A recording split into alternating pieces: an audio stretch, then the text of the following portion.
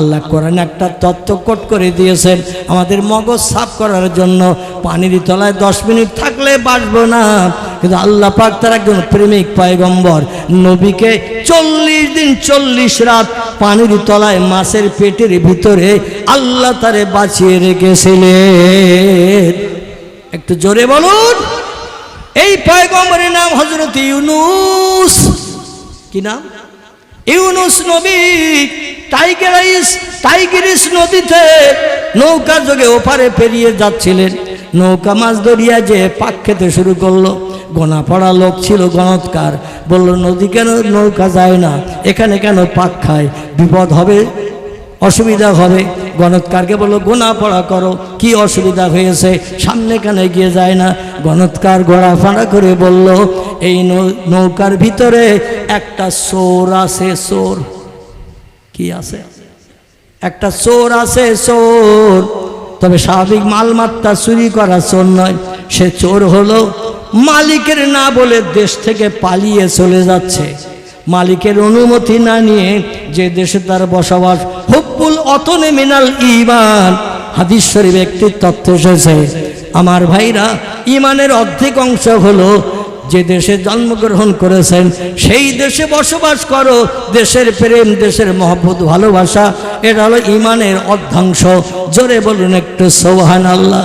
ওই লোকটি দেশ থেকে পালিয়ে চলে যাচ্ছে, কারণ আল্লাহর আসমানি গজব আসবে। তাই জিবরিল আমিন মারফত খবর হয়েছে আল্লাহ এই দেশে আসমানি গজব দান করবে।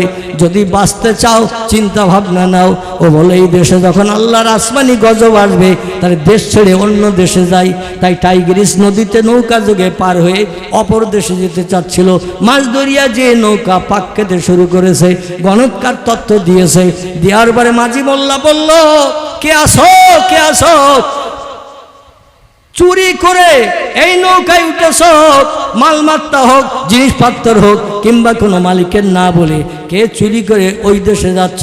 এই টাইগ্রিস নদী পার হয়ে যে লম্বা আড়পাড়ির নদী, এই নদী পেরিয়ে কে যাচ্ছ বলো? এখন নবীরা কি মিথ্যা কথা বলে? কথা বলে? আচ্ছা, এই রকম বিপদে যদি আমরা পড়ি, আমরা কেউ স্বীকার করব যে আমি চুরি করে যাচ্ছি আমার দেশ থেকে অন্য দেশে? দেবকের লোকেরা বলবে না নাকি? আমার ভাইরা, আল্লাহ নবী বলছেন আকবারুল কাবায়েরে শাতমুর রাজুল কওলুজ জুর ওয়া শাহাদাতুজ জুর ওয়া শাহরুল ওয়ালিদাইন। নবী বলছেন পৃথিবীতে 4টে পাপ হলো বড় পাপ। কি পাপ? পাপ ছোট বড় আছে না নাই? পাপ ছোট বড় আছে। আল্লাহ নবী বলছেন 4টি পাপ হলো বড় পাপ। সাহাবীরা বলেন মা ইয়া রাসূলুল্লাহ, আমরা যতদিন হায়াতে বাঁচবো বড় পাপ করব না, কারণ বড় পাপী হলে জাহান্নাম বরাদ্দ হবে, কোনোদিন জাহান্নাম থেকে নিষ্কৃতি পাবো না। রাসূল বললেন শাররুল ওয়ালিদাইন, পিতা মাতার অবাধ্য হয়ে যে ছেলেরা চলবে। খুব ভালো করে শোনেন দেবকের যুবক ভাইরা, ততদিন বাপ মা আপন থাকে যতদিন ওই ছেলেটার বিয়ে না হয়। বাপ মায়ের আপন থাকে ছেলেরা ততদিন যতদিন ছেলেটার বিয়ে না হয়। আর বিয়ের পরে 1-1.5 মাস 2 মাস যেতে না যেতে বিশেন মন্ত্রীর কান কামড় খেয়ে ও ছেলেটা বাপ মার শত্রু হয় না, হয় না? বিশেন মন্ত্রী বোঝেন তো নাকি?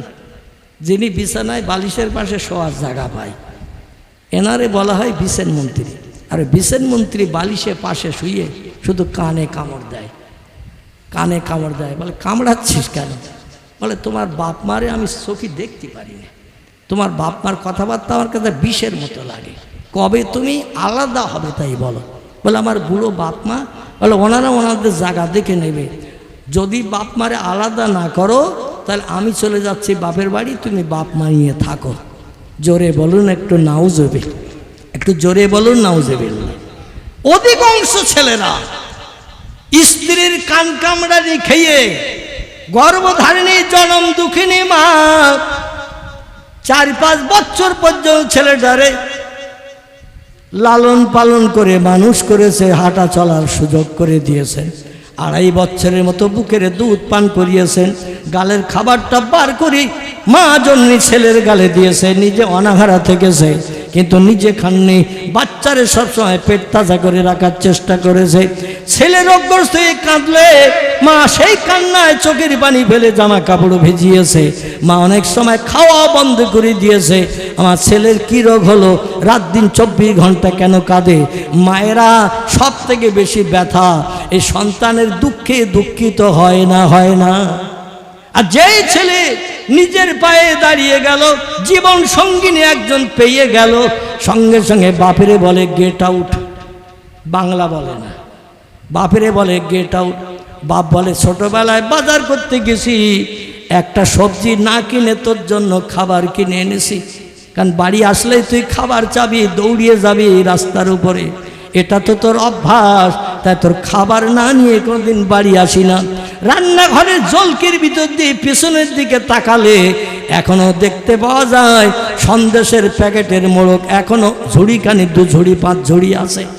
তোরে কত সন্দেশ খাইয়েছি, কত মিষ্টি খাইয়েছি, কত বাদাম ভাজা, বুট ভাজা, কটকটি, কত লজেস তোরে কিনে এনে খাইয়েছি, এখনো রান্নাঘরের পিছনে খুঁজলে প্যাকেট পাওয়া যাবে, জরি পেপার পাওয়া যাবে।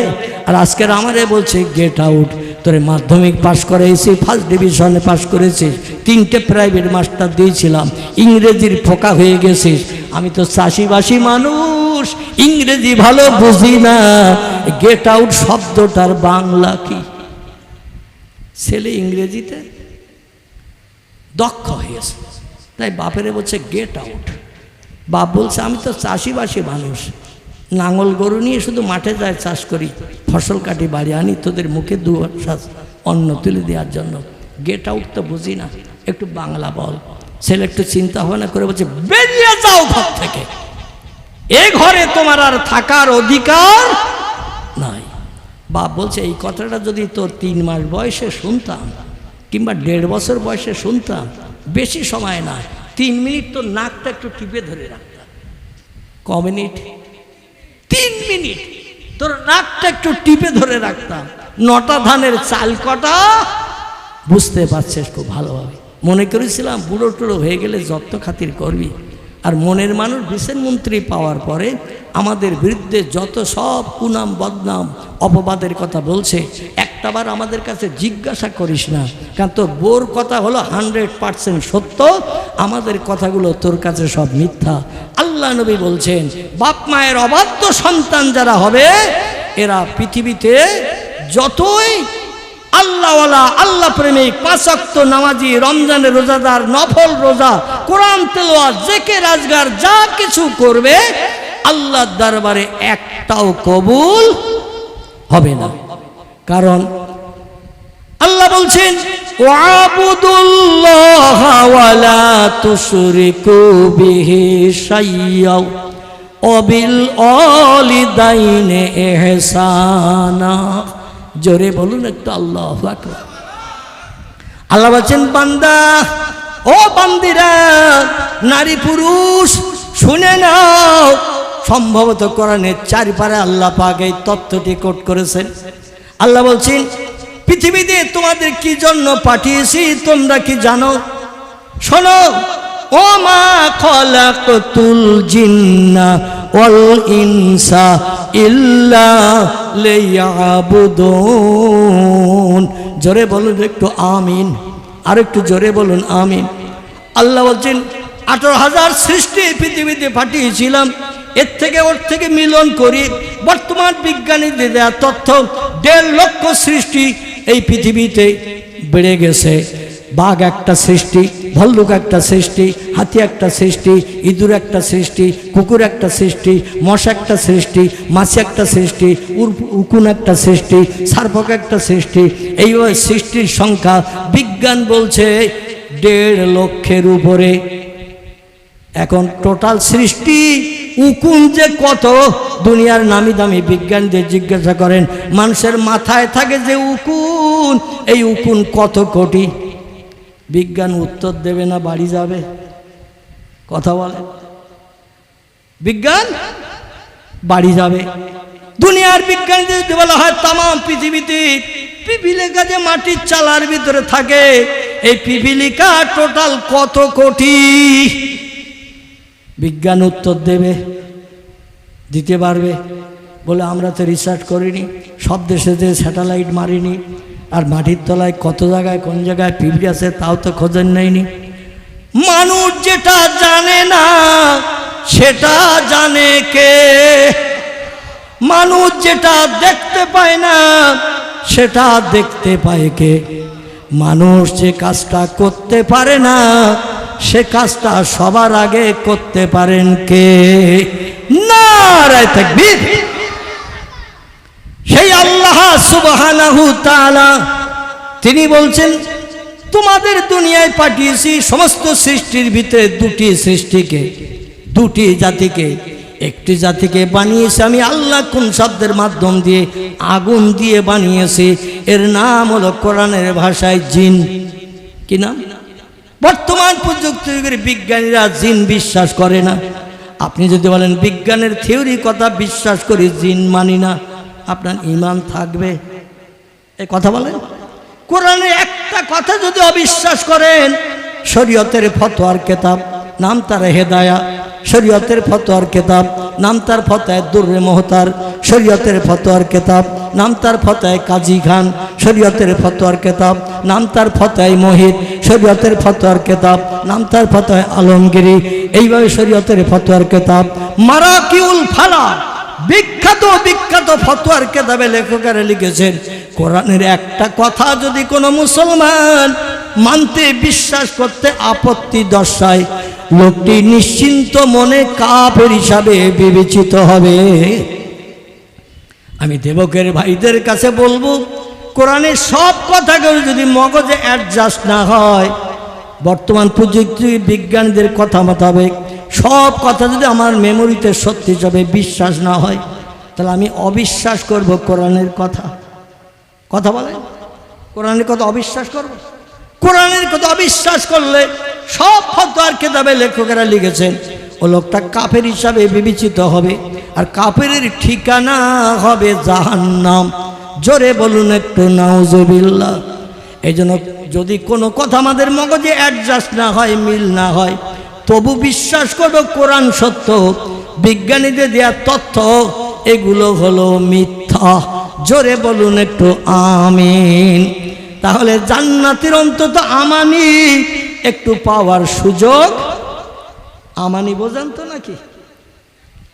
আমাদের ছোটবেলায় ভাত কম থাকলে মেয়ের একটু চালাকি করত, একটু ভাতের হাঁড়িতে পানি ঢেলে দিয়ে একটু আমানি দিয়ে ভাত দিত। ভাত নজরে দেখা যেত না, উপরে শুধু পানি ভাসত। বলতো আগে চুমুর দিয়ে পানি টান, আমানি পরিষ্কার করলে ভাতের মুখ দেখতে পাবি। ঠিক না ভুল? এখন তো আর পান্তা কেউ খায় না, খায় নাকি? দুটো একটা চাষিবাসী মানুষ খায়, অধিকাংশ মানুষ চার দোকানে দিয়ে চা খায়, রুটি খায়, বিস্কুট খায়, কলা খায়, এটা খায় ওটা খায়। এখন সে বাসি ভাত খাওয়া বন্ধ হয়ে গেছে। যাই হোক, আপনি যদি সামান্য পরিমাণের ইমানদার, কোরআন বিশ্বাসী, মেনে চলতে পারেননি, কোরআনের সব কথা মেনে চলতে পারেননি, সব কোরআনের নিয়ম কানুনগুলো বাস্তব জীবনে রূপদান করতে পারেননি, কিন্তু বিশ্বাস যদি করেন কোরআনের সব কথা সত্য, সেই খোদার কসম একদিন না একদিন আপনার জন্য জান্নাত হালাল হবে। আর সুখের খবর হলো, যেদিন জান্নাত হালাল হবে সেই দিন থেকে নিয়ে কোটি কোটি বছর আগামী ভবিষ্যৎ জিন্দেগি আপনাকে জান্নাতের সুখ ভোগ করার সুযোগ হবে। কোনোদিন কোনো ব্যক্তিকে বলা হবে না ১৫০০ বছর জান্নাতে আসিস, একটু বেরিয়ে যা বাইরে, আরেকজনকে ঢুকিয়ে দেয়া হবে, আরেকজনকে তোর জায়গায় সুবিধা দেয়া হবে, স্বস্তি দেয়া হবে। এমনটা জান্নাতীদের নসিবে কোনোদিন জুটবে না। জান্নাত মানে জান্নাত, চির সুখের স্থান। সেখানে শুধু সুখ আর সুখ, আনন্দ আর আনন্দ, ফুর্তি আর ফুর্তি। জোরে বলুন একটু আমিন। আচ্ছা, হুজুর এসেছে নাকি? এখনো আসেনি তো? 12টা তো বেজে গেল প্রায়। একটু প্রাণ ভরে মহব্বতে দরুদ শরীফ। আল্লাহুম্মা সাল্লি আলা। ফোন টোন করেছে?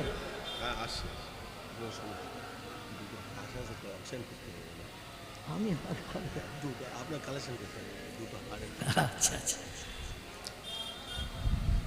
পয়দা হইয়া দিনের নবী, পয়দা হইয়া নূরের নবী, না দেখিলেন পিতার মুখ।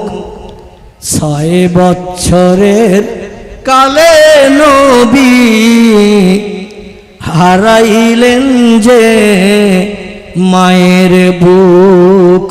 আল্লাহুম্মা সাল্লি আলা সাইয়্যিদিনা মাওলানা মুহাম্মদ ওয়া আলা আলি সাইয়্যিদিনা মাওলানা। অভয় বাণী দিল তারা, অভয় বাণী দিল তারা, ও আমিনা বিবি। শিশু পুত্র তোমার হবে শেষ জামানার নবী। যে শিশুকে দেখে তারা, যে শিশুকে দেখে তারা রসুল মেনে গেল, সেই নবীর ওই মোহাব্বতে দরুদ মোমিন পড়ো। আল্লাহুম্মা সাল্লি আলা মাওলানা মুহাম্মদ ওয়া আলা আলি সাইয়্যিদিনা মাওলানা। আমাদের ছেলেদের একটা ভালো নাম, মেয়েদেরও একটা ভালো নাম। এ ভালো নামটা সেই দিন চলে যেদিন কোনো পুরুষের সঙ্গে নারীর বিবাহ বন্ধন হয়, আঁকতা হয়, বিয়ে হয়, ওই দিন আর ওই ডাক নাম বলে না, ভালো নামটাই বলেই ছেলের সঙ্গে মেয়ের বিয়ে পড়ানো হয়। তারপরে যে ডাক নাম শ্বশুর বাড়িতেও চলে, বাপের বাড়িতেও চলে। ঠিক বললাম না ভুল বললাম? ভুল হলে বলে দেবেন, আমি সংশোধন করে নেব, কারণ একটা মানুষ সব কিছু জানে না। রসুল বলছেন কুল্লু বনি আদম খাত্তাউন, প্রত্যেকটি আদম বংশধর ভুলিয়ে ভরা গুনাহগার। ভুল নাই গোনা নাই এমন মানুষ পৃথিবীতে কেউ নাই। সবার কম বেশি ভুল আছে, গোনা আছে। এই জন্য তত্ত্ব ভুল হলে সঙ্গে সঙ্গে আমারে জানাবেন, আমি ইনশাল্লাহ সংশোধন করে নেব। আমার ভাইরা দেখবেন বাল্যকাল থেকে নিয়ে বিয়ের সময় পর্যন্ত ওই ডাক নামই চলে। বিয়ের পরে শ্বশুরবাড়ি গেলেও সেই ডাক নাম চলে। ও যে নামে বিয়ে পড়িয়েছে ওই নাম আর শ্বশুরবাড়ির লোকেরা বলে না। আমাদের দেশের এটা কালচার, নিয়ম নীতি তৈরি হয়ে গেছে। আল্লাহ ডেকে বললেন, হাবিব ইয়াসিন, ও আমার মোহাব্বতের পয়গম্বর, বিশ্ব নবীর গুণবাচক নাম।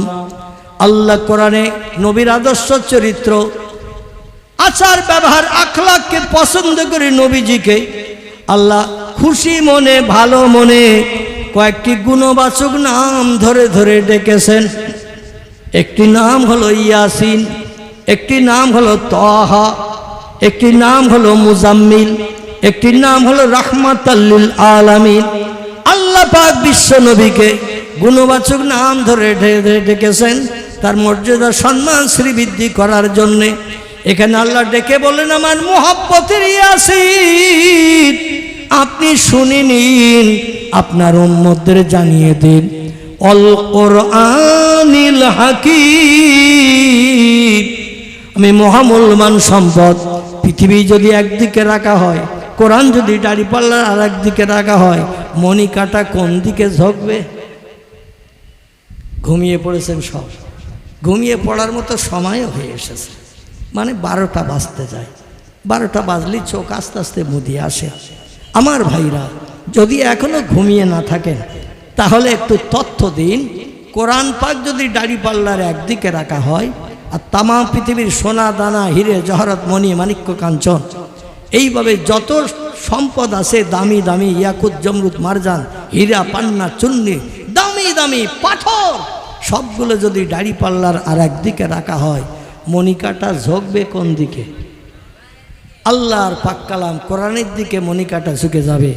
কারণ কোরআন তামাম বিশ্ববাসীর জন্য পথ দেখাতে নিদর্শন নিয়ে এসেছে। জোরে বলুন একটু সুবহানাল্লাহ। তানজিলুম মির রাব্বিল আলামিন। আমি হলাম সেরা জ্ঞানী, তাই আমার জ্ঞানের কথা উম্মতি মুহাম্মাদীদের জানানোর জন্য কিয়ামত পর্যন্ত আর যাতে কোনো পুস্তকের দরকার না হয়, কোনো বই পড়ার প্রয়োজন না হয়। আমার কোরআন হলো এনাফ, আমার কোরআন হলো যথেষ্ট কিয়ামত পর্যন্ত উম্মতি মুহাম্মাদীদের জন্য। অনেক বইয়ের ভুল সংশোধন হয়, কোরআনের কোনো ভুল আজ পর্যন্ত কেউ সংশোধন করেছে? কোরআনের ভুল আজ পর্যন্ত কেউ সংশোধন করেনি। কারণ সব থেকে সেরা জ্ঞানীকে আলহামদুলিল্লাহ, আলহামদুলিল্লাহ, সব থেকে সেরা জ্ঞানী হলো আল্লাহ সুবহানাহু ওয়া তাআলা। সে আল্লাহর জ্ঞানের কথা আল্লাহ কোরআনে ঢুকিয়েছেন। মানুষের মতো অচল, অজ্ঞ, মূর্খ, পাগল এরা কি কোরআনের ভুল ধরতে কিয়ামত পর্যন্ত পারবে বলে মনে হয়? কোরআন চিরন্তন ধর্মগ্রন্থ, অতীতে যেমন ছিল বর্তমানে তেমন আছে, পশ্চিম দিকে সূর্য ওঠা পর্যন্ত কোরআন তেমন থাকবে। জোরে বলুন সুবহান। আল্লাহ ডেকে বললেন, আমার মহব্বতের ইয়াসিন, আপনারে না বানালে আমি কিছুই বানাতাম না। আর আপনার উম্মতের কল্যাণের জন্য আসমানি কিতাব কোরআন আমি পৃথিবীতে পাঠিয়েছি। তবে কোরআন শুধু কাগজের পৃষ্ঠায় লেখা নয়, আমি আল্লাহ পাক কোরআনকে পৃথিবীর মানুষের কল্যাণের জন্য পাঠিয়েছি। মহাবিজ্ঞান করে, বিজ্ঞানের ঠাকুর দাদার বাবা করে কোরআনকে পাঠিয়েছে। পৃথিবীর বিজ্ঞানীরা কিয়ামত পর্যন্ত রিসার্চ করে, গবেষণা করে একটা যন্ত্র মেশিন বানাতে সক্ষম হবে না আমার কোরআনের থিওরি যত সময় পর্যন্ত না নেবে। বিজ্ঞানীদের দেওয়া তথ্য কিছু বানাতে গেলে সূত্রের দরকার হয়, সূত্র ছাড়া কোনো জিনিস বানানো যায় না। আল্লাহর পাক কালাম 30 পারা কোরআন, 114টি চ্যাপ্টার, সূরা অধ্যায়, 6666টি সেন্টেন্স, বাক্য, আয়াত, 3,44,740টি হরফ, বর্ণমালা, অক্ষর দিয়ে আল্লাহ কোরআনকে কুডক কমপ্লিট করে 1450 বছর আগে পৃথিবীতে পাঠিয়েছেন। কিয়ামত পর্যন্ত থাকবে। আল্লাহ বলেন, বিজ্ঞানীরা যা কিছু বানাচ্ছে সব আমার কোরআনের ফসল। কোরআন যখন পৃথিবীতে পাঠাই নাই, বিজ্ঞানের দাদা, ঠাকুর দাদা, পরদাদা ছিল, একটা জিনিস বানিয়েছে নূতনত্ব। তোমরা একটু প্রমাণ করে দেখাও। 1500 বছর আগে এরোপ্লেন ছিল, একটু কথা বলেন। স্পুটনিক ছিল, অ্যাপোলো ছিল, হেলিকপ্টার ছিল। 1500 বছর আগে রেডিও ছিল, টেলিভিশন ছিল, মোবাইল ছিল। 1500 বছর আগে আমার ভাইরা মাটি কাটা গাড়ি কি তৈরি হয়েছিল, যারা ইংরেজিতে বলি জেসিবি। 1500 বছর আগে পৃথিবীর বিজ্ঞানীরা কিছুই বানানোর সুযোগ পায়নি। কারণ কিছু বানাতে গেলে সূত্র লাগে। আর টোটাল কোরআনের ভিতরে কিয়ামত পর্যন্ত উম্মতি মুহাম্মাদীদের সুখ দেওয়ার জন্য, সুখী জীবন গঠন করে বসবাসের জন্য আল্লাহ বলছেন, শুধু আমার একটু ইবাদত বন্দেগী করো, মুয়াজ্জিন আযান শুনে মসজিদে জামাতে শরীক হও, আমার জমিনে একটু মাথা নত করে আমার নামের তাসবিহ পড়ো, সুবহানা রাব্বিয়াল আলা, সুবহানা রাব্বিয়াল আলা। আমরা পড়ি না? না অন্য পড়েন আপনারা? দুনিয়া সব দেশে সেজদার তাসবিহ 1 না 2, সব দেশে সেজদার তাসবিহ 1। এই শব্দটি হলো আরবি ভাষা, এর বাংলা অর্থ হলো হে মহান পবিত্র আল্লাহ, সুবহান, সুবহান। শব্দটির বাংলা অর্থ হলো হে মহান পবিত্র আল্লাহ, তুমি খাও না, ঘুমাও না, পেশাব করো না, পায়খানা করো না, আমাদের মতো স্বামী স্ত্রী মিলন করো না, জীবন যৌবনে ক্ষুধানিবৃত্তি করো না। আল্লাহ তুমি 24 ঘন্টা দৈনন্দিন, অতীত কালেও ছিলে পবিত্র, বর্তমান কালেও আসো পবিত্র, ভবিষ্যতেও থাকবে তুমি নাপাক নাকি? হ্যাঁ, ভবিষ্যতেও থাকবে তুমি পবিত্র। সেই পবিত্রতার তাসবিহ পাঠ করে তোমার পবিত্রতার প্রশংসা করে বলছি, রব্বিয়াল আলা, তুমি আমাদের সেই প্রভু যে প্রভু সব শক্তির ঊর্ধ্বে, তার মতো ক্ষমতাবান শক্তিধারী কোনো বিজ্ঞান নয়, দর্শন নয়, ইঞ্জিনিয়ার নয়, ডাক্তার নয়, মাস্টার নয়, কোনো ব্যক্তিত্ব নয়। সব শক্তির ঊর্ধ্বে তুমি। সেজদা দিয়ে কপালে ধুলো লাগিয়ে এই তসবিহটা পড়া হয়। আচ্ছা, এতে লাভটা আছে না এমনি এমনি পড়ি? আছে। তিরমিজি শরীফের হাদিস, আল্লাহর পয়গম্বর বলছেন, এ দুনিয়ার মানুষেরা তোমরা শোনো, উম্মতে মুহাম্মদ, আমার উম্মত যারা পৃথিবীতে বসবাস করে, তাম পৃথিবীর মানুষ সব নবীর উম্মত। হিন্দু হোক, জৈন হোক, খ্রিস্টান হোক, ইহুদি হোক, নাসারা হোক, কোল হোক, ভিল হোক, নাগা হোক, খাসা হোক, মুন্ডা হোক, আর্য হোক, অনার্য হোক, আদিবাসী হোক, সাঁওতালি হোক, যত ধর্মাবলম্বী আছে সব উম্মতে মুহাম্মাদি। কেউ নবীরে মানে না, সেই জন্য তারা বেঈমান। যারা নবীরে মানে তারা হলো নবীর আসল উম্মত। ঠিক না ভুল?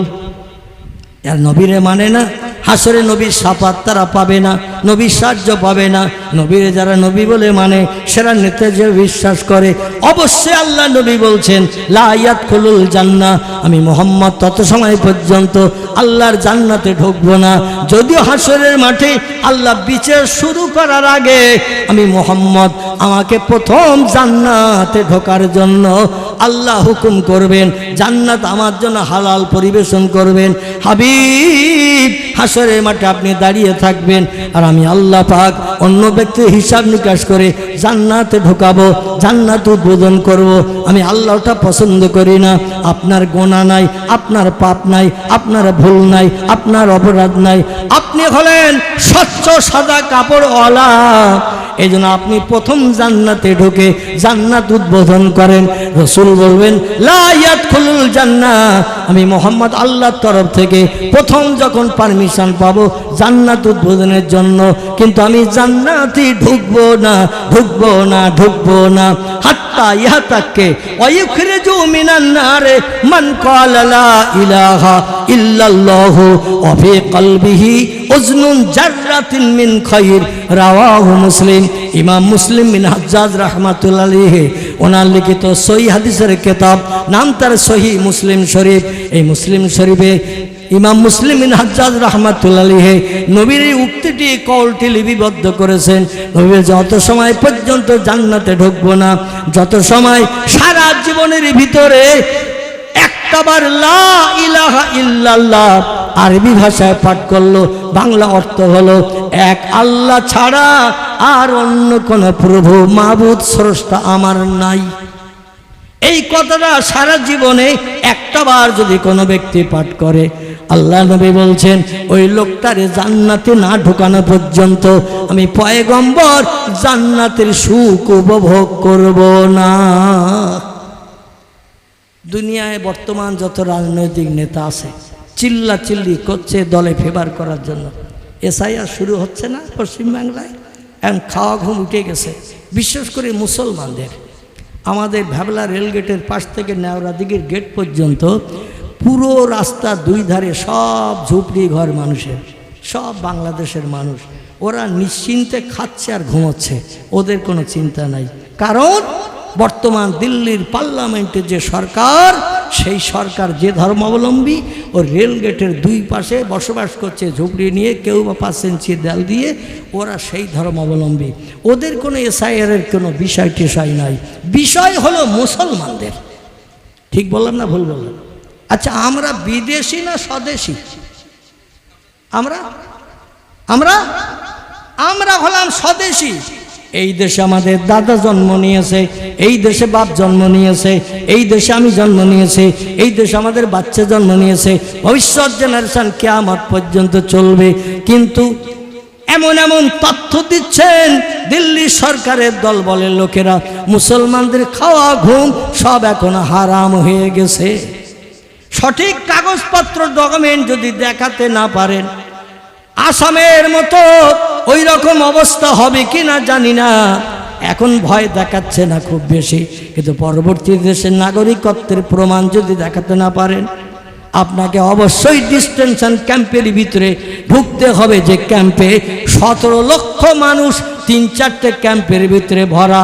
আমি অধম পেরাই যাই আসামে গৌহাটি হয়ে, এমন করে বিভিন্ন এয়ারপোর্ট হয়ে যায়।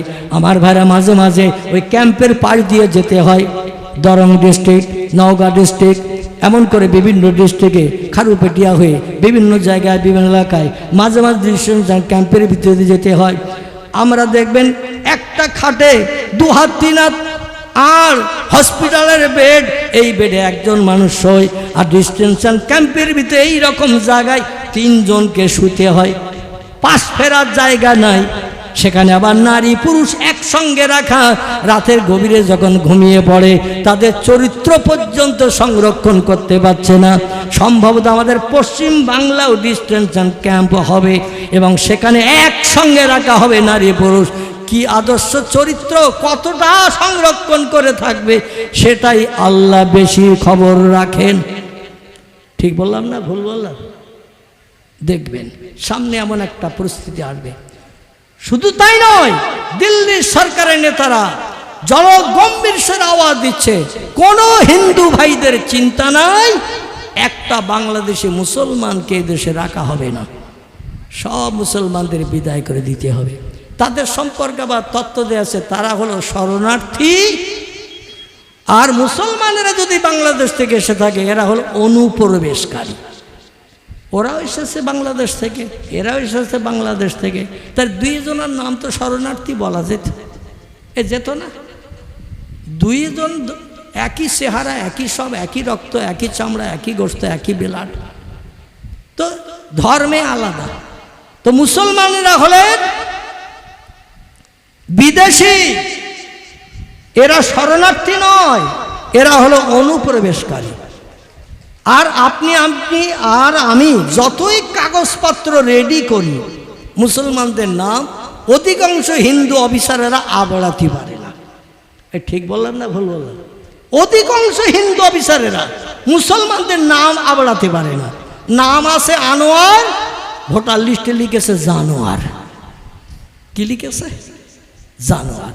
মুসলমানদের হুজুর আসছে নাকি? হ্যাঁ, আরে আমি কি এই লসু চালাবো নাকি? আমার পূর্ববর্তী বক্তা তিনি নির্দিষ্ট টাইম মোতাবেক ওয়াজ করে গেছেন। আমি তো অসুস্থ মানুষ ভাই, কিন্তু যেখানেই যাই সেখানে আমার টাইম ধরা বাঁধা নাই। অধিকাংশ জায়গায় আমার এই লসু চালাতে হয়। হ্যাঁ, সে একটুখানি করবে এইরকম দাবি সব জায়গায় রাখে, কিন্তু আপনারা তো বকতেছেন না, বকতেছি আমি। এখন দেওয়ালের গায়ে সুইচ টিপলে মেশিন চলে, কিন্তু এটা কি দেওয়ালের গায়ে সুইচ না? এই জন্য হাঁকাচিল্লা করে কথা বলতে গেলে কষ্ট হয়, ঠিক কি না? আমরা আল্লাহর কাছে দোয়া কামনা করব, আমাদের অধিকাংশ ব্যক্তির কোনো না কোনো কাগজে একটু আধটা ভুল ত্রুটি আসে না? নাই, ভুল ত্রুটি আসে। অদ জায়গায় আজ জায়গায় হয়তো ক, এই রকম ধরনের ভুল ত্রুটি আছে।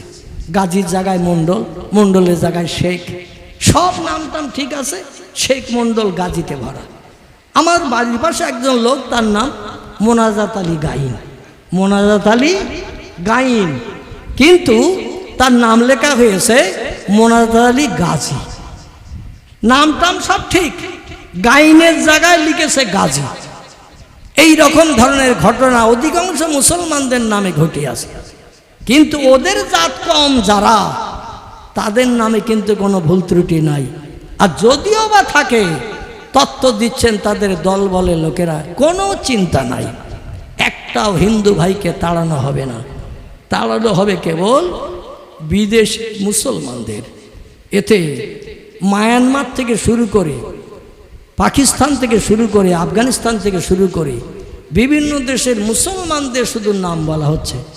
যে সমস্ত দেশগুলোর নাম করলাম, পাকিস্তান, মায়ানমার, আফগানিস্তান, এ দেশ থেকে কোনো হিন্দু, বৌদ্ধ, জৈন কেউ যদি আসে তাদের সাদরে গ্রহণ করা হবে। আল্লাহ পাক এই অত্যাচার, উৎপীড়ন, নির্যাতন আমরা মুসলমান, আমাদের উপর থেকে আল্লাহ যেন কুদরতি হাতে নিষ্কৃতির ব্যবস্থা করেন।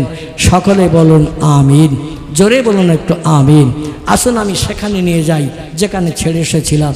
আল্লাহ পাক বলছেন, হাবিব আমার কোরআনকে শুধু কেতাব হিসাবে সামসেটের উপরে আরেন চেষ্টে শোকেসের ভিতরে রাখার জন্য পাঠাই নাই। কোরআনকে আমি পাঠিয়েছি মহাবিজ্ঞান করে। বিজ্ঞানের ঠাকুরদাদার বাবার ক্ষমতা নাই। আমি যা কিছু তথ্য কোরআনে পরিবেশন করেছি সব আমার পয়গম্বরদের জীবনী দিয়ে। জোরে বলুন একটু সুবহানাল্লাহ। কাদের জীবনী বললাম? পয়গম্বরদের জীবনী দিয়ে তথ্য প্রকাশ করেছি, তথ্যগুলো দিয়েছি। এগুলো নিয়ে পৃথিবীর বিজ্ঞান রিসার্চ করার সুযোগ পাবে। সুলাইমান নবী হাওয়ায় উড়ে যেত নাকি এ দেশ থেকে সে দেশে। ওনার রাজসিংহাসন ছিল মিশরে। কোথায় বললাম? মিশর। মিশর এবং সিরিয়া এই দুটি দেশ ছিল পয়গম্বরদের আনাগোনার দেশ। 70,000-এর মতো পয়গম্বর এই মিশর আর সিরিয়ার দেশে আল্লাহর তরফ থেকে পয়গম্বর নবী হওয়ার মর্যাদা পেয়েছিলেন। জোরে বলুন একটু সুবহানাল্লাহ। বাইতুল মুকাদ্দাসের পাশে পৃথিবীর সেরা দ্বিতীয় পুরানো মসজিদ, যে মসজিদটির নাম হলো বাইতুল মুকাদ্দাস। কোরআনের ভাষায় যার নাম এসেছে মসজিদুল আকসা। কি নাম বললাম? মসজিদুল আকসা। সুবহানাল্লাযী আসরা বিআবদিহি লাইলাম মিনাল মাসজিদিল হারামে ইলাল মাসজিদিল আকসা। নাম এসেছে না? আল্লাহ বলছেন আমার হাবিবকে মক্কার হারাম মসজিদ থেকে রাতের বেলা আমি ট্যুর করিয়েছিলাম, ভ্রমণ করিয়েছিলাম মসজিদুল আকসা ও সিরিয়ার প্যালেস্টাইনের জেরুজালেমে। উটের পিঠে আপ ডাউন করতে গেলে 2.5 থেকে 3 মাসের মতো লেগে যায়। দ্রুতগামী ঘোড়ার পিঠে চেপে মক্কা মুকাররমা থেকে বাইতুল মুকাদ্দাস দেখে ফিরতে গেলে 1.5 মাসের মতো সময় লেগে যায়। আল্লাহ পাক এক রাতের অর্ধাংশ সময়ে পৃথিবীর 3টি দেশ নবীজিকে পরিভ্রমণ করালেন। বাইতুল মুকাদ্দাসে শেষে নিয়ে গেলেন। ওখান থেকে আবার জান্নাতি রকেট, এরোপ্লেন যাকে বলেন, হেলিকপ্টার বলেন, স্পুটনিক বলেন, অ্যাপোলো বলেন, দ্রুতগামী যান যার আরবি নাম হলো বোরাক। এই বোরাকের পিঠে চাপিয়ে বাইতুল মুকাদ্দাসের চাতল থেকে উদ্য গগন ভ্রমণ করিয়েছিলেন। আল্লাহ কোরআনে বলছেন আল্লাযী খলাকা সাবওয়া সামাওয়াতিন তিবাকান। ও পৃথিবীর বিজ্ঞানীরা, হাজারো যন্ত্র মেশিন বানিয়েছো, উপরের দিকে তাকিয়ে দেখো কি দেখা যায়। পৃথিবীর বিজ্ঞানীরা খালি চোখে যা দেখে, যন্ত্র মেশিন দিয়ে তাকালো তাই দেখে। দেখে ওরা বলছেন বহুদূর হলো ফাঁকা, তাই নীল মতন দেখায়, আকাশ বলতে কিছু নাই। বিজ্ঞানীরা বলছে বহুদূর হলো ফাঁকা, তা নীল মতন দেখায়, আকাশ বলতে কিছু নাই। আল্লাহ বলে পাগলের দল, পাগলামি করিস না, 12 গ্লাস খেয়ে পাগলামি করিস না। কোনো ব্যক্তি তোদের কথার দাম দেবে না। আমার সত্য কোরআনে 1450 বছর আগে তথ্য দিয়েছি। আল্লাযী খলাকা সাবওয়া সামাওয়াতিন তিবাকান। ওই যে নীল আকাশ দেখা যায় ওটাও একটা আকাশ, ওর পরও স্তরে স্তরে আমি বানিয়ে রেখেছি আরো 6টি আকাশ। তাহলে মোট কটা হলো? সাবওয়া সামাওয়াতিন তিবাকান। আরবিতে সাবা শব্দের বাংলা অর্থ হলো 7। কত? আল্লাহ বলছেন আকাশ বানিয়েছি 7টা। দুনিয়ার বিজ্ঞানীরা দেখতে পাই নাই এখনো একটা। তাহলে বিজ্ঞানীর কথা সত্য বিশ্বাস করবেন না কোরআন সত্য বিশ্বাস করবেন? আল্লাহ বলছেন আমি যে 7টা আকাশ বানিয়েছি, কিয়ামত পর্যন্ত চেষ্টা করলে তোমরা একটা দেখতে পাবে না। তোমাদের সেই পাওয়ার ক্ষমতা নাই, দেখার সুযোগ হবে না। তবে আমার আকাশ যে 7টা এটা প্রমাণ করার জন্য আমার সেরা পয়গম্বর যার নাম মুহাম্মদ রাসূলুল্লাহ, তার জীবনের 53 বছর বয়সে রজব মাসের 26 তারিখের দিনগত রাত আমার নবীকে বাস্তব চোখে 7টা আকাশ দেখিয়ে দিয়েছি। নবী 7টা আকাশ দেখেছেন, আল্লাহর আরশ কুরসিতে চলে গেছেন। কিয়ামত পর্যন্ত বিজ্ঞান, দার্শনিক, ইঞ্জিনিয়ার, ডাক্তার, মাস্টারদের বলা হয় আল্লাহর আরশ কুরসি কেমন, তথ্য দিতে পারবে কেউ? রসুল বলছেন আমি বাস্তবে দেখেছি। তবে কত সময় দেখেছি তাড়াহুড়ো করে নয়। তাফসীরের কিতাবে এসেছে আল্লাহ নবী বলছেন আমি 27 বছর ধরে আল্লাহর আরশ কুরসিতে বসে আল্লাহর সঙ্গে গল্প যোগ করিয়ে আবার পৃথিবীতে ফিরে এসেছি। নবীর কথা মিথ্যা হিসাবে বিবেচিত হবে তো নাকি আপনাদের কাছে? হ্যাঁ, কোরআন অবিশ্বাস করলে যেমন কাফের হবেন, নবীর তথ্যগুলো অবিশ্বাস করলে তেমন কাফের হয়ে যাবেন। নবী বলে, আমি 27 বছরের লম্বা মেয়াদ নিয়ে আল্লাহর আরশ কুরসি দেখে এসেছি। তারপরে জিবরিল আমিনের সঙ্গে আবার আমি সিদরাতুল মুনতাহা এসে সঙ্গী পেয়েছি। ওখান থেকে নিয়ে জান্নাত দেখলাম, জাহান্নাম দেখলাম। জান্নাতের দরজা হলো 8টি, জাহান্নামের দরজা হলো 7টি।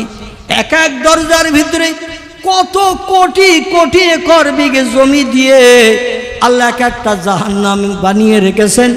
একটা করে দরজা, এইভাবে দরজা আছে 7টি। জান্নাতের দরজা আছে 8টি। একটা কম দরজার জান্নাতি, যে জান্নাত হাসরের মাঠে বিচার আনতে পাবে, তাম পৃথিবীর এরিয়ার মতো 10টা পৃথিবীর জায়গা তার দেয়া হবে। নবীজি তথ্য দিয়েছেন। আপনাদের কি অবিশ্বাস হয়? যদি অবিশ্বাস হয় তাহলে আপনার ইমানে দুর্বলতা এসে যাবে। এই জন্য আপনাকে না দেখলেও বিশ্বাস করতে হবে কোরআন সত্য, নবীর কথা সত্য। জোরে বলুন একটু আমিন। এই জন্য আল্লাহ কোরআনে সূরা বাকারায় বললেন, ইন্নাল্লাযীনা আমানু ওয়া আমিলুস সালিহাতি উলাইকা আসহাবুল জান্নাতি হুম ফিহা খালিদুন। জোরে বলুন একটু আল্লাহু আকবার। আল্লাহ বলেন, নিশ্চয়ই যারা আমারে না দেখে বিশ্বাস করবে, খুব ভালো করে শোনেন, এবার আমি শেষের দিকে নিয়ে যাচ্ছি। যারা আমারে না দেখে বিশ্বাস করবে, আমি স্রষ্টা কেমন দেখিনি, কিন্তু পয়গম্বরের কথা মোতাবেক আমি যে একজন মালিক আছি, যে বান্দারা আমারে না দেখে বিশ্বাস করবে, ওয়াল ইয়াউমিল আখির। আল্লাহ কোরআনে বলছেন, আমার পরকাল বলে একটা লম্বা জিন্দেগি রেখেছি, যে জিন্দেগির শেষ সীমা নাই। সব জিনিসের শেষ আছে, কিন্তু জান্নাতীদের কোনো শেষ নাই। জোরে বলুন একটু সুবহানাল্লাহ। ও দুনিয়ার মানুষ, তোমরা শোনো, পরকাল বলে একটা লম্বা জিন্দেগি বানিয়েছি। সেখানে মরণও হবে না, চিরস্থায়ী জিন্দাবস্থায় থাকবে। জাহান্নামী হলেও জাহান্নামের ভিতরে দগ্ধ হবে, পুড়বে। জাহান্নামের আগুন দুনিয়ার আগুনের থেকে 69 গুণ বাড়তি বেশি কড়া। পৃথিবীর আগুনের যে ক্রিয়া, এর থেকে জাহান্নামের আগুন আরো 69 গুণ বাড়তি বেশি ক্রিয়া করা। এমন আগুন আল্লাহ জাহান্নামে বানিয়ে রেখেছেন। জাহান্নামের আগুন চিরস্থায়ী জ্বালানোর জন্য আল্লাহ পাক 2টি জিনিস ব্যবহার করবেন। আমরা আগুন জ্বালানোর জন্য যেমন কাঠ ব্যবহার করি, কেরোসিন ব্যবহার করি, ডিজেল ব্যবহার করি, বিভিন্ন তেল ব্যবহার করি, গ্যাস সিলিন্ডার ব্যবহার করি না আগুন জ্বালানোর জন্য। আল্লাহ বলেন, জাহান্নামের আগুন কোটি কোটি বছর ধরে জ্বালিয়ে রাখার জন্য আমি 2টি জিনিস ব্যবহার করব। সে জিনিস 2টির নাম আল্লাহ কোরআনে কোট করে দিয়ে দিয়েছেন। জোরে বলুন একটু আমিন। একটির নাম হলো মানুষ, আর একটির নাম হলো পাথর। কি বললাম নাম? একটির নাম হলো মানুষ। ইয়া আইয়ুহাল্লাযীনা আমানু কু আনফুসাকুম ওয়া আহলিকুম নারা। এরপরই বলছেন আল্লাহ, আমার এই জাহান্নামের আগুনে তোমাদের দগ্ধ হতে হবে। আমার হুকুমের অমান্যতা যদি দাও, হুকুমকে বাস্তব জীবন রূপদান যদি না করো, আমার জাহান্নামের আগুনে তোমাদের পড়তে হবে। তো নিজে বাঁচলে হবে না, তোমার আহাল পরিজন বর্গ দিকে কেউ বাঁচাতে হবে। তুমি একা সলিমুদ্দিন চাচা 5 ওয়াক্ত নামাজ পড়ো, তাহাজ্জুদের নামাজ পড়ো, ইশরাকের নামাজ পড়ো, আওয়াবিনের নামাজ পড়ো, চাশতের নামাজ পড়ো, তুমি আল্লাহওয়ালা নামাজি। তোমার স্ত্রী নামাজ পড়ে না, তোমার ছেলে নামাজ পড়ে না, মেয়ে নামাজ পড়ে না। এদের যদি নামাজি না বানাও, ওরা যখন জাহান্নামে যাবে তোমারও টেনে নিয়ে জাহান্নামের আগুনে দগ্ধ করবে। এই জন্য আল্লাহ বলছেন, আহলিকুম নার, আমার জাহান্নামের কঠিন আগুন থেকে তোমার আহাল পরিজন বর্গ দিয়েকে বাঁচাও। এক অন্নভুক্ত সংসারে যারা দৈনন্দিন খায়, এরা হলো আহাল। এটা ভালো না খারাপ? এটা উত্তম না অনুত্তম? হুজুরের সঙ্গে দেখা করতে আপনাদের কষ্ট করে যেতে হবে না, বরং তিনি নিজেই আসবেন আপনাদের সঙ্গে সাক্ষাৎ করতে। এবং পীর সাহেব হুজুর কেবলার আওলাদ শেষ দোয়া করে মজলিসের পরিসমাপ্তি ঘটাবেন। আপনারা কে কে রাজি নেই একটু হাত তুলে দেখান। উনি শেষ দোয়া করবেন, পীরের আওলাদ রাজি নেই কে কে একটু হাত তুলে দেখান। যারা হাত তুলবেন আমি বলবো বাড়ি যান, লেপ কম্বল মুড়ি দিয়ে বিশ্রাম নেন। কারণ হুজুরের দোয়া যখন পছন্দ নয়, দোয়ায় শরীক হওয়ার প্রয়োজন নাই। বৃথা আমি ঘরের পাশের মুরগির মতো বা পোলট্রি মুরগি যারে বলে তার মতো অবস্থা বর্তমান আমার। এই জন্য আমি বলবো যে রাত জেগে কষ্ট করে এই মজলিসে বসে না থেকে বাড়ি যেয়ে বিশ্রাম নেওয়াটা ভালো হবে। কিন্তু আমি দেখলাম দেবক অধিবাসী বা পার্শ্ববর্তী এলাকার মানুষ যারা এসেছেন, আমরা ফুরফুরা মতাদর্শের মানুষ হিসাবে বিবেচিত আছি না নাই? আছি না নাই? আচ্ছা, বাড়ির থেকে দুপুরবেলা কে কে খাননি একটু হাত তুলে দেখান তো। দুপুরে আজকের কে কে খাননি? মানে আপনাদের, আপনি খাননি? আল্লাহু আকবার। তাহলে এখানে বাদাম টাদামও তো দুটো একটা কুটকাট করেছেন নাকি? আমার তো ইউটিউবার ভাই, প্রায় দেখি, কালকেও পরশু দেখিস, এনাদের দেখি আমি প্রায় দুদিন একদিন অন্তর অন্তর। আমি বয়রাগাছিতে প্রোগ্রাম করলাম, সম্ভবত এনারা ছিলেন। তার আগের দিন জিরাকপুরে প্রোগ্রাম করলাম, ভাবলা হাই স্কুলের পিছনে ওনারা ছিলেন। মানে আমি যেখানে যাই ওরা 7-8 জন যায়। কিন্তু আজকে দেখছি ওনাদের সেই মেশিনের আনাগোনা খুব কম দেখছি। মানে কর্তৃপক্ষরা বসাতে দেয়নি কি আমি জানি না, তবে দেখছি 1 খুঁটিতে 13-14টা রয়েছে। এই কারণে বেশি তেকাঠি বসানোর দরকার হয়নি। মানে এইরকম তেকাঠিতে একটা করে মেশিন বসানো থাকে, কিন্তু 1 খুঁটিতে দেখছি কয়েকটা বসানো রয়েছে। এখন ইউটিউবারদের মোবাইল কি পাড়া প্রতিবাসীদের সেটা আমার জানা নাই। যাই হোক, উনি খান নাই, কারণ হলো হয়তো হুজুরের ওয়াজটা ধরতে পারবেন না খাওয়া দাওয়া করতে গেলে, কিংবা দূরে ছিলেন, আসতে বাড়িতে লেট হয়ে গেছে, যে কোনো একটা কারণ আছে। তো আপনারা সবাই যখন দুপুরে খেয়েছেন, একজন খাননি, ওনার কণ্ঠের আওয়াজ শোনার দরকার আমার নাই। কিন্তু যারা দুপুরে আজকের খেয়েছেন, আপনারা তো রমজানের রোজার ভিতরেও নাই। রোজায় থাকলে দুপুরে খাওয়া যায় তো নাকি? কথা বলে খাওয়া যায় না। তো যখন রমজান মাস নয়, দুপুরে খেয়েছেন নিশ্চয়ই। তো দুপুরে খাওয়ার পরও কণ্ঠের আওয়াজ, এ সামনের লোকের কণ্ঠের আওয়াজ অধমের কানে আসে না, তাহলে পিছনের লোকের আওয়াজ আমার কানে আসবে? এটা বিশ্বাস করা যাবে? উচিত হবে? হবে না। তিরমিজি শরীফের হাদিস, পয়গম্বর মুহাম্মদুর রাসূলুল্লাহ সাল্লাল্লাহু আলাইহি সাল্লাম জানাচ্ছেন, মসজিদে মুয়াজ্জিন যখন আজান ধ্বনি দেয়, সহি শামায়েলে তিরমিজি, সহি হাদিসের কেতাবের ভিতরে 3 নম্বরের হাদিসের কেতাব হিসাবে যে কেতাবটি বিবেচিত হয়েছে, প্রথম কেতাবের নাম বুখারী, দ্বিতীয় কেতাবের নাম মুসলিম, তৃতীয়টির নাম হলো শামায়েলে তিরমিজি। আবু ঈসা তিরমিজি রাহমাতুল্লাহ আলাইহি ইনি এই হাদিসের কেতাবটি লিপিবদ্ধ করেছেন। তিনি নকল করেছেন, মুয়াজ্জিন মসজিদে যখন আজান ধ্বনি দেয়, আজানের প্রথম শব্দটা কি? দেবকের মানুষ মসজিদে যায় না, এ নামাজ পড়ে না, তো নামাজ পড়তে গেলে কি কোনো একটা আওয়াজ শুনতে হয়তো নাকি? নবীজির জমানায় একটু বাজনি বাজানো হতো। বিশ্বনবীর জামানায় মানুষদের একত্রিত করে নামাজ পড়ানোর জন্য, ইসলামের প্রথম অবস্থার কথা বলছি, একটু বাজনি বাজানো হতো, যাতে মানুষের কানে আওয়াজ যায়, আওয়াজ শুনে জামাতে শরীক হতে পারে। কিছুদিন এভাবে চলার পর আওয়াজ করা হতো, যাতে মানুষ আওয়াজ শুনতে পায়, মসজিদে জামাতে নামাজ আদায় করতে পারে। পরবর্তীতে হজরতে ওমর রাদিয়াল্লাহু এবং আরও একজন নবীর মহব্বতে সাহাবী স্বপ্ন যোগে এই নামাজের যে সমস্ত আওয়াজগুলো দেয়া হয়, আল্লাহু আকবার থেকে শুরু করে লা ইলাহা ইল্লাল্লাহ, এই যে কয়েকটা ভাষা ব্যবহার করা হয়, স্বপ্ন যোগে জেনেছিলেন। জোরে বলুন একটু সুবহানাল্লাহ। তারা স্বপ্ন যোগে যেটা জানতেন সেটা পয়গম্বরের কাছে এসে বলতেন। রাসূল বললেন, তোমরা যেগুলো স্বপ্নে দেখেছো, আল্লাহর দরবারে মাথা নত করার জন্য, ইবাদত করার জন্য যে শব্দগুলো তোমরা স্বপ্নযোগে দেখেছো, এগুলি ইসলাম শরীয়তে খুব উত্তম স্বপ্ন।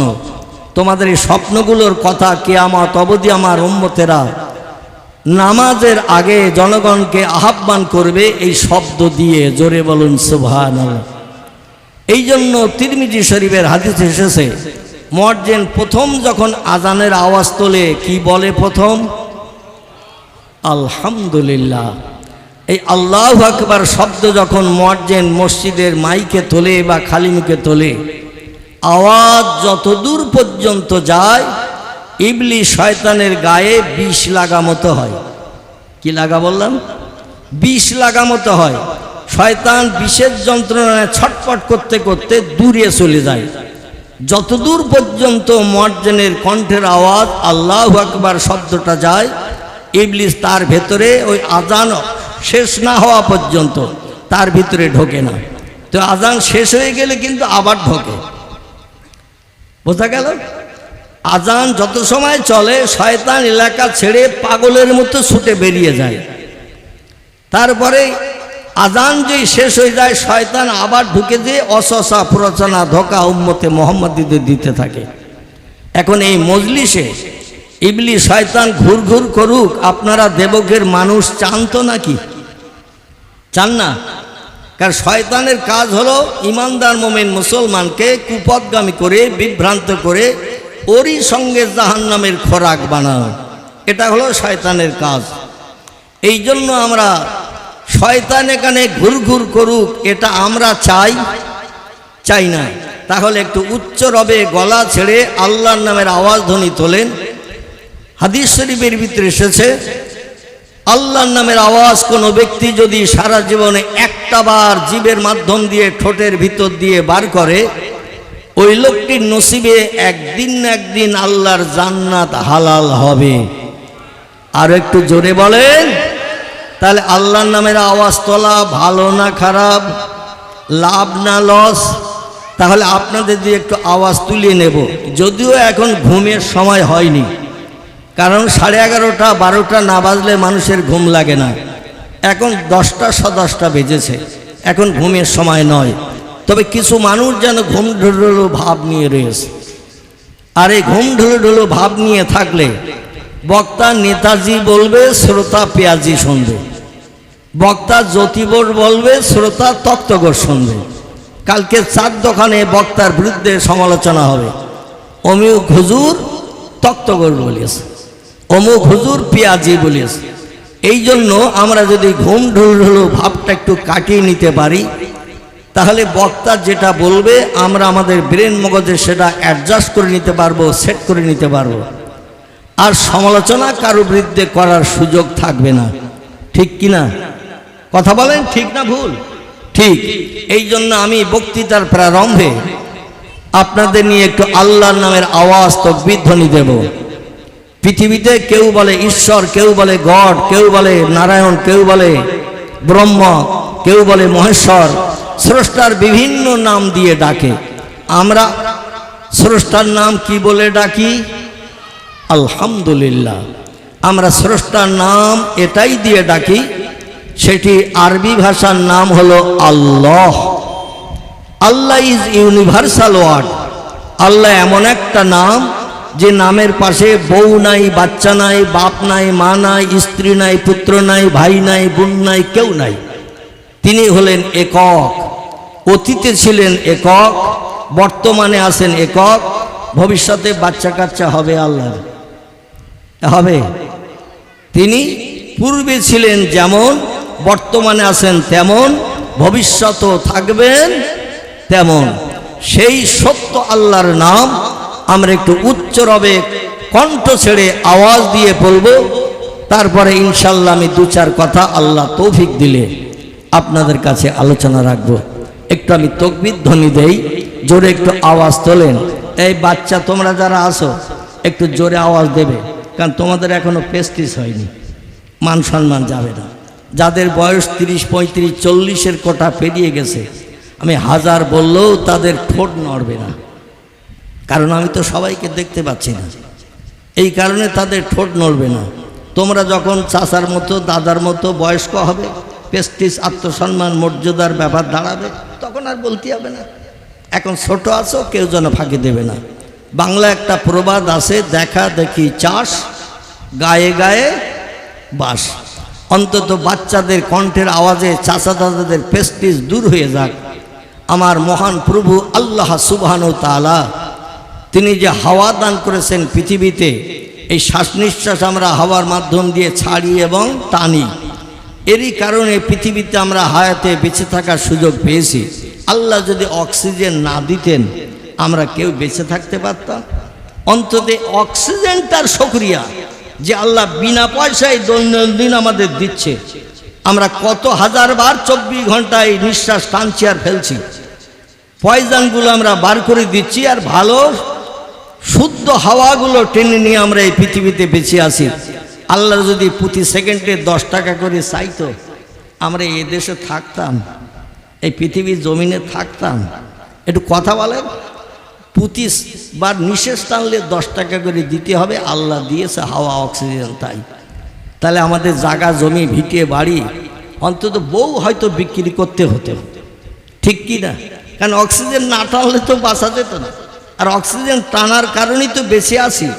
অতএব বউ বিক্রি করতে হয় করব, ছেলে বিক্রি করতে হয় করব, অন্তত বেঁচে টাকা জোগাড় করে যতদিন বেঁচে থাকা যায় প্রতি সেকেন্ডে 10 টাকা করে দিয়ে। এরম চিন্তা ভাবনা নিতাম না। পৃথিবীর মানুষ কোনোদিন মরণ চায় না, পৃথিবীর মানুষ সব সময় চায় বেঁচে থাকতে। ঠিক না ভুল? ঠিক না ভুল? আমার ভাইরা, একটা জিনিসের শেষ নাই, সব জিনিসের শেষ আছে, একটা জিনিসের শেষ নাই। সেটা কি বলুন তো একটু, যাতে আমার তত্ত্ব দিতে সুবিধা হয়। আমি কোনো বড় আলেম কালেম নই, বড় মুফতি কারি হাফেজ তাফেজ নই, তেমন জ্ঞান আমার ভিতরে নাই। তবে আল্লাহ যতটুকু জ্ঞান পড়াশোনার মাধ্যম দিয়ে দিয়েছেন, আমি তার একটু পরিবেশন আপনাদের কাছে করব। একটা জিনিসের শেষ নাই, কি বলুন তো সেটা? এক একজন এক একটা মন্তব্য করলেন। কিছু সময়ের জন্য ধোপে টাকবে কথাগুলো, চাহিদা বা আশা বা আরো কিছু অনেকে বললেন, কিছু সময়ের জন্য ধোপে টাকবে। একটা জিনিসের শেষ নাই আমি বললাম, সেটা হলো আল্লাহ পাক মরণের পরে কবরে জিন্দা যখন করবেন, এই জিন্দা যখন হবেন আর জীবনে কোনোদিন মরণ হবে না। জোরে বলা যাবে না একটু সুবহানাল্লাহ? কবরে মরণের পরে জিন্দা হবেন, এটা কোরআনে সূরা বাকারায় আল্লাহ তথ্যকট করেছেন। যদিও আমরা অনেকে বিশ্বাস করি না, বর্তমান প্রযুক্তির যুগের বিজ্ঞানীরা, দার্শনিকেরা, ইঞ্জিনিয়ারেরা, এরা অনেকে বিশ্বাস করতে চায়নি। 4 ভাগ দার্শনিকেরা তো তথ্যই দিয়ে রেখেছে পুস্তকে। 12 ক্লাসে দর্শন শাস্ত্র পড়বেন, দেখবেন তার ভিতরে তথ্য আছে। দুনিয়া হলো আনন্দের জায়গা, দুনিয়া হলো ফুর্তির জায়গা। যতদিন বেঁচে আছো আনন্দ করো, ফুর্তি করো, খাও আর মরো, মরণের পরে আর কিছু নাই। দুনিয়া হলো ক্ষণস্থায়ী, আজকের আসো আগামীকাল থাকবে না। আগামীকালের জন্য কোনো আশা যেন উঠিয়ে রেখো না। যখন যেটা মনে ইচ্ছা হবে সঙ্গে সঙ্গে পূরণ করে নিও সেই সময়ে। ভবিষ্যতের জন্য আশা উঠিয়ে রাখলেও আশা জীবনে আর পূর্ণ হবে না। কারণ যমদূত আজরাইল কখন এসে যে চাবি মোড়া দেবে তুমিও জানো না, আমিও জানি না। যদি মরণ একবার যমদূত ঘটিয়ে দেয়, জীবনের আশা পূর্ণ হবে না, এ আশা থেকেই যাবে। আমার একজন ভাই বলছিলেন আশার কথা। এখন জান্নাতের ভিতরে যারা যাবে, এদের কি খাওয়া দাওয়ার অভাব কোনো দিন হবে? যেটা চাইবে তার থেকে বেশি পাবে না? পাবে না? একটু কথা বলেন। আপনারা কথা বললে 2-4 কথা বলতে আমি সুবিধা পাবো। আর যদি বলেন হুজুর বাড়ির থেকে আসার সময় খোকার মার সঙ্গে ঝামেলা করে এসেছে, মন গরম গরম ভাব, তাহলে হুজুরকে বলে আসা পর্যন্ত আমার একাই বকতে হবে। এই জন্য একটু তথ্য দেবেন। আল্লাহর জান্নাত এমন একটি জায়গা, সেখানে বান্দা যেটা আশা করবে তার থেকে বেশি পাবে। জোরে বলুন সুবহানাল্লাহ। নাসাই শরীফের হাদিসে পয়গম্বর সাল্লাল্লাহু আলাইহি সাল্লাম জানাচ্ছেন, একটা ব্যক্তি পৃথিবীতে কোনো খারাপ কাজ করেনি, সুদ খায়নি, মদ খায়নি, ব্যভিচারী করেনি, গরিব এতিমের হক ফাঁকি দিয়ে খায়নি, কোনো মানুষের প্রাণনাশ করেনি, কোনো টাকা পয়সা কারো কাছে আত্মসাৎ করেনি, ছিনতাই গুন্ডামি করেনি, কোনো মানুষকে কটু কথায় গালি দেয়নি, চরিত্র তার ভালো ছিল কিন্তু সৎ কাজ নেই। আমাদের ভিতরে আসে না এমন কিছু মানুষ, চরিত্র ভালো কিন্তু তার জীবনে সৎ কাজ নাই।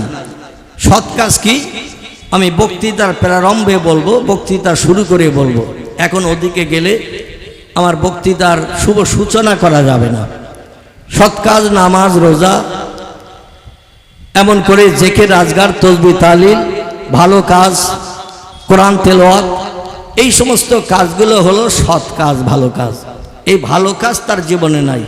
দুনিয়াদারিতে মত্ত হয়ে, দুনিয়ার প্রেমে আসক্ত হয়ে, বিবি বাচ্চার মোহে পড়ে ইবাদত বন্দেগী করতে পারেনি, কোরআনে হাত দিতে পারেনি, রাস্তাঘাটে চলতে যে সুবহানাল্লাহ আলহামদুলিল্লাহ একটু উচ্চারণও করেনি, হোঁচট খেয়েছে মাঝে মধ্যে লাল হলুদ শাড়ির দিকে তাকাতে তাকাতে, যে মাঝে মাঝে বাম পারে হোঁচট খেয়েছে, তো হোঁচট খেয়ে নখ উল্টে গেছে, তো বলছে বাপ গো মা রে, ও হোঁচট খেয়ে একটু আল্লাহর নামও জবানে জারি করার সময় পায়নি। দুনিয়ার প্রেমে আসক্ত, দুনিয়ার মোহব্বতে পাগল, ভালো কাজ তার নাই কিন্তু সে খারাপ কাজ করে নাই। সামান্য কিছু ভালো কাজ, এই রকম মজলিসে বসার সুযোগ হয়তো একদিন হয়েছিল, কিংবা রাস্তার ধারে আমার অনেক যুবক ভাইরা দাঁড়িয়ে আছে। আসলে ভালো জায়গা থাকা সত্ত্বেও কিছু মানুষ আছে ওরা দাঁড়িয়ে থাকে, যাত্রায় যেমন দাঁড়ায়, রাজনৈতিক মঞ্চে যেমন দাঁড়ায়, ভালো বসার জায়গা তো দেয়া হয় না, আর দিলেও তারা বসে না, কারণ ওদের সারা জীবনের ট্রেনিং হতো ঘোড়ার মতো ট্রেনিং। কিসের মতো বললাম? ঘোড়া। ঘোড়া ও দাঁড়িয়ে খায়, দাঁড়িয়ে ঘুমায়, দাঁড়িয়ে পেশাব, দাঁড়িয়ে পায়খানা। ঘোড়ার ট্রেনিং হলো দাঁড়িয়ে দাঁড়িয়ে সব কাজ করা। কিছু যুবক আছে, কিছু বাবাজি আছে, মিনিট 15-20 হয়তো হাতে সময় আছে, মজলিসে বসেনি। আল্লাহ বলছেন ওয়ান সেতু, কোরআন হাদিসের আলোচনা যেখানে হবে ওই মজলিসে তোমরা বসো। জোরে বলুন একটু সুবহানাল্লাহ। আল্লাহ বলছেন মজলিসে বসো।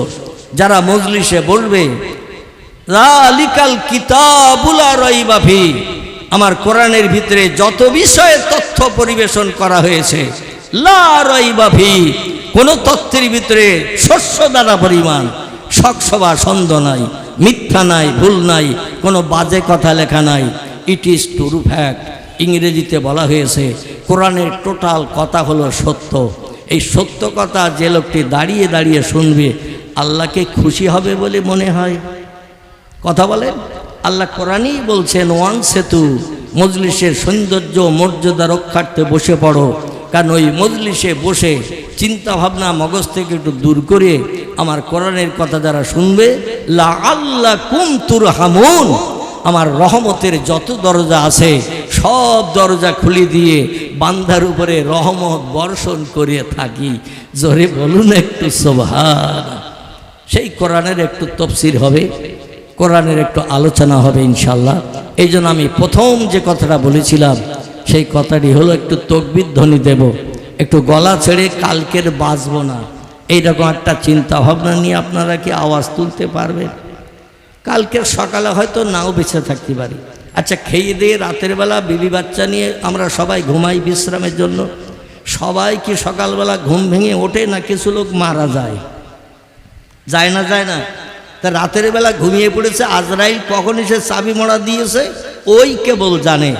বাড়ির স্ত্রী পুত্র বাপ মা আপনজন কেউ জানে না। সকালবেলা এসে দেখছে চাচা কেন ওঠে না, দাদা কেন ওঠে না, গায়ে হাত দিয়ে নাড়া দিচ্ছে। সকাল 7:30 বেজে গেছে, চাচার ডাক শোনে না। পরীক্ষা নিরীক্ষা করে দেখা গেল ডেথ, মানে জনম জনম বিদায় হয়ে গেছে। এমনটা ঘটে না? ঘটে না?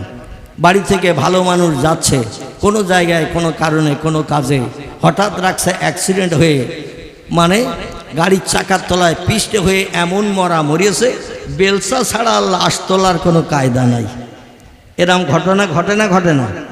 মাথা ফেটে যে ঘিনু ছিটকে চতুর্দিকে বেরিয়ে গেছে, গোস্ত পোস্ত সব ওই রকম ছিটকে বেরিয়ে গেছে। আচ্ছা, বাড়ির লোকেরা যদি জানতো আজকে রাস্তায় গেলেই গাড়ির চাকার তলায় পড়ে মারা যাবে, বাড়ির লোকেরা ছেড়ে দিত বলে মনে হয়? ছেড়ে দিত? সবাই ছেড়ে দিত, বউ ছাড়তো না, ঠিক কি না? বউ ছাড়তো না, কারণ আমার স্বামী মারা গেলে বিধবা হব, সারা জীবন যৌবনে ক্ষুধা নিবৃত্তি হবে না, সন্তানদের মুখে আর কোনো খাবার এনে দিতে পারবে না, চিন্তা ভাবনা করে। এর থেকে বেশি চিন্তা করে কে? আলহামদুলিল্লাহ, সবার থেকে বেশি চিন্তা করেন জনম দুঃখিনী 32টি নারী ছাড়া ব্যথাওয়ালা একজন নারী, তিনি হলেন মা। মা মা এই মায়ের হৃদয়ে, মায়ের কলিজায় তুষের আগুন সারা জীবন যতদিন বাঁচবে জ্বলবে না নিভবে? কি জ্বলবে না নিভবে? জ্বলবে। কিন্তু আল্লাহ বলছেন ফাইজা জা আজালুহুম লা ইয়াস্তাখিরুনা সাআতাও ওয়ালা ইয়াস্তাকদিমুন। আল্লাহ বলছেন মরণের আস্বাদ সব সৃষ্টির চাকানো হবে। এমন কোন সৃষ্টি পৃথিবীতে নাই যার মরণের আস্বাদ চাকানো হবে না। প্রত্যেকটি জিনিসের এক একটা টেস্ট আছে না নাই? গোশের একরকম টেস্ট, মিষ্টির একরকম টেস্ট, দইয়ের একরকম টেস্ট, দেখবেন ইলিশ মাছের একরকম টেস্ট আছে না নাই? আল্লাহ বলছেন মরণের আস্বাদটা কি একদিন তোমাদের চাকানো হবে, এ থেকে নিষ্কৃতি কেউ পাবে না। এই জন্য পৃথিবী চিরস্থায়ী বসবাসের জায়গা নয়, এই পৃথিবী হলো ক্ষণস্থায়ী, চলে যেতে হবে এখান থেকে, পরিবর্তন করে জায়গা পরিবর্তন করে চলে যেতে হবে। যেখানে আমরা যাব, এই দুনিয়া ছেড়ে যেখানে যাব, সেইটা হলো আমাদের চিরস্থায়ী বসবাসের জায়গা। জোরে বলুন একটু সুবহানাল্লাহ। এই জন্য একটু সেই মহান মাবুদ আমাদের যেন চিরস্থায়ী বসবাসের জায়গাটা একটু উত্তম জায়গা বানিয়ে দেন। এই জন্য আল্লাহর নামের আওয়াজ একটু তুলে জান্নাত যাতে হালাল বানাতে পারি। কাল সকালবেলা বেঁচে থাকবো, সার্টিফিকেট বিজ্ঞানও দেয়নি, ইঞ্জিনিয়ার দেয়নি, ডাক্তার দেয়নি, মাস্টার দেয়নি, ভূতত্ত্ববিদ দেয়নি, ঐতিহাসিক দেয়নি, কেউ দেয়নি এই তথ্য। আল্লাহ পাক রব্বুল আলামিন যাতে আমাদের চিরস্থায়ী বসবাসের জায়গাটা অনলগ্নিকুণ্ড জাহান্নাম না বানিয়ে আল্লাহ তার স্বাদের জান্নাত আমাদের জন্য হালাল বানান। সকলে বলুন আমিন। উচ্চরবে একটু তাকবীর ধ্বনি দেন, নারায়ে তাকবীর। আমার আওয়াজ কি স্লো হয়েছে বলে মনে হচ্ছে নাকি? মানে বাংলা একটা প্রবাদ আছে, হুজুর যত ঘষে শ্রোতা তত আওয়াজ দেয়। আমার ঘষা কি একটু কম হয়ে গেছে বলে মনে হয়? আমার ভাইরা, আমি আরও জোরে কথা বলতাম, কিন্তু আমার পেটে বর্তমান 21টা সেলাই কাটা হয়ে গেছে, চামড়ায় চামড়ায় জড়ায় গেছে, একেবারে পাঁজরের কাঠির থেকে নিয়ে কুচকি পর্যন্ত, গুপ্তঙ্গের একেবারে 1 আঙুল দূর পর্যন্ত। প্রত্যেকটি নারী পুরুষের গুপ্তাঙ্গ আছে, পুরুষদের গুপ্তাঙ্গ যেখান থেকে শুরু ওইখান থেকে এই 1 আঙুল দূরে পর্যন্ত আমার পেট কাটা সেলাই।